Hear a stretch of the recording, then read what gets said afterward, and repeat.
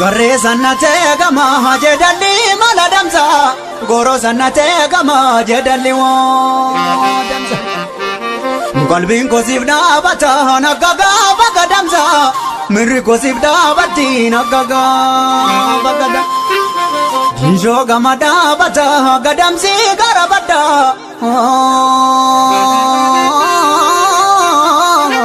badava to bada Anji gotan jala den intala wagogutu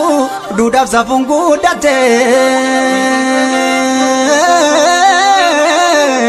intala zena bek robe du fetanjira nora boga garara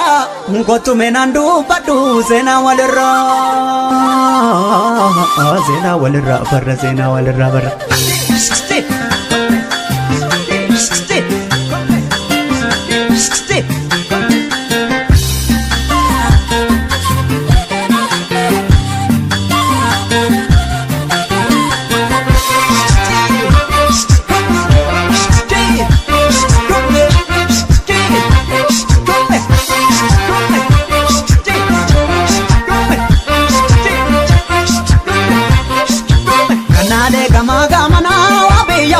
Gamana yayin gamtumana dams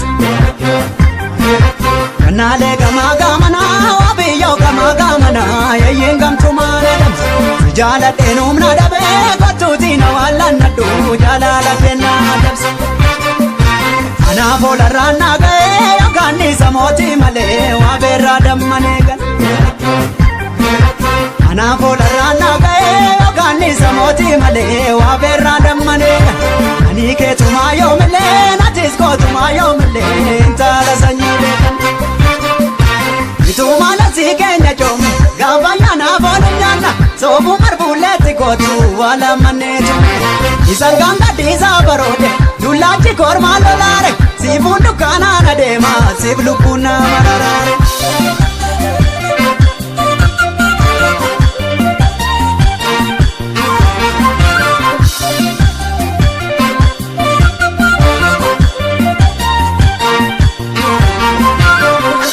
Jalegi takoti mucha hunde waragota Onar ka kosi tilade ajala koma lago Rabrala fijida to sangimbona margore Kati gese nurgaya shito wayami chatare Aboke paatu dule gaba gaya gorraza Kawera sasa shanyatu dombirida barmaka Yona mute murizone argo tantatu wadesi Yale mane nyara lucha bare danal juda besi Bare danal juda besi Bare danal juda besi Bare danal juda besi Bare danal juda besi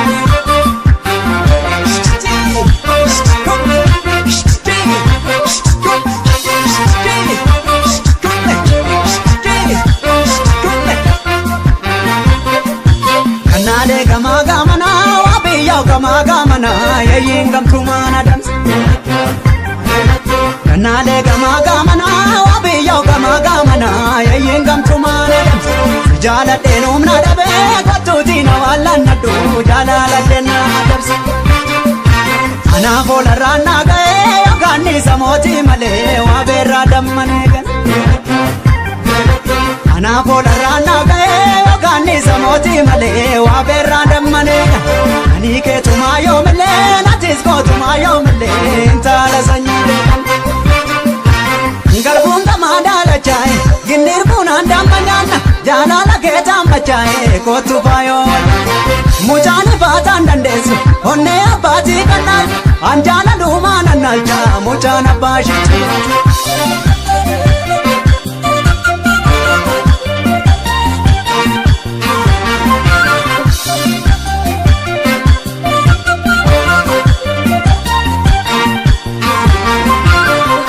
Yabba ke na pare no to ilman bakabone Adano pi barsimboda nakapayo yotibu Banjo bobi abayo akari zaranda kesa Lalti ke na marasa sabonu mada chigo Goro kama sana demti zike kaloga bache